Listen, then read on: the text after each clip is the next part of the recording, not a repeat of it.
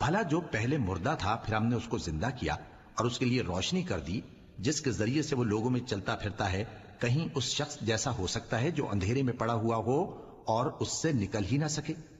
اسی طرح کافر جو عمل کر رہے ہیں وہ انہیں اچھے معلوم ہوتے ہیں، اور اسی طرح ہم نے ہر بستی میں بڑے بڑے مجرموں کو موقع دیا کہ اس میں مکاریاں کرتے رہیں، اور جو مکاریاں یہ کرتے ہیں ان کا نقصان انہی کو ہے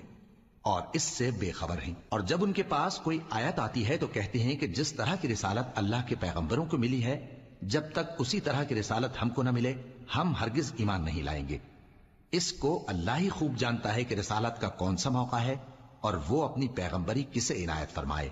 جو لوگ جرم کرتے ہیں ان کو اللہ کے ہاں ذلت نصیب ہوگی اور عذاب شدید ہوگا، اس لیے کہ مکاریاں کرتے تھے۔ تو جس شخص کو اللہ چاہتا ہے کہ ہدایت بخشے اس کا سینہ اسلام کے لیے کھول دیتا ہے، اور جسے چاہتا ہے کہ گمراہ